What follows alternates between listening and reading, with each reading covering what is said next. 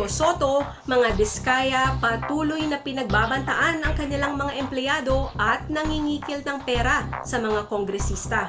Ibinulgar ni Pasig City Mayor Vico Sotto ang umano'y patuloy na pananakot at paniningil ng mag-asawang kontraktor na sina Curly at Sara Diskaya sa gitna ng kasong graft at malversation na kinasasakutan nila kaugnay ng 96.5 million peso Ghost Flood Control Project sa Davao Occidental.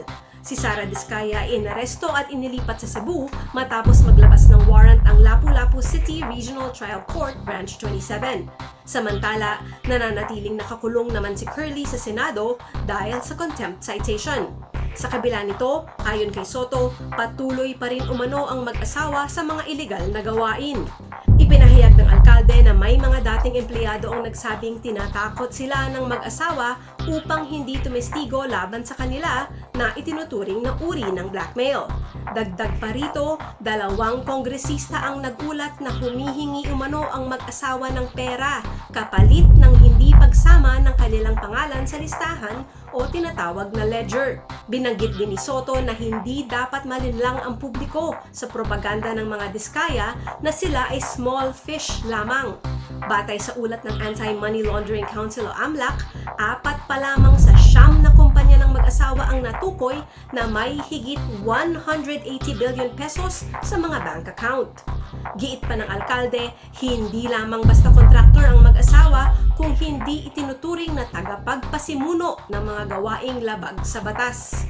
Kiray Celis iniintriga matapos ang bonggang kasal.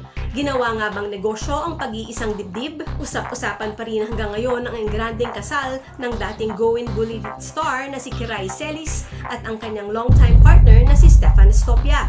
Pero imbis na puro pagbati at kilig ang inani, hindi maiiwasang madagdagan ng intriga ang masayang okasyon dahil umano sa sobrang bigating listahan ng kanilang mga ninong at ninang. Sa pinakabagong episode ng Showbiz Updates, ibinahagi ng Showbiz Insider na si Ogie Diaz na may ilang netizens na nagtaas ng kilay sa pagkakaroon ng halos 30 pares ng principal sponsors ng bagong kasal. Ayon sa mga ito, tila raw masyadong bongga ang entourage ng mga ninong at ninang na kinabibilangan ng mga personalidad mula sa mundo ng politika at showbiz.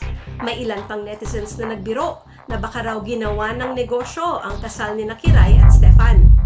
Kabilang sa mga prominenteng ninong at ninang ng dalawa, sina Senator Bongo, Chavit Singson, Vice Ganda, Dingdong Dantes, Marian Rivera, Boy Abunda, Isko Moreno, Cory Vidanes, Melay Cantiveros, Jason Francisco at marami pang iba.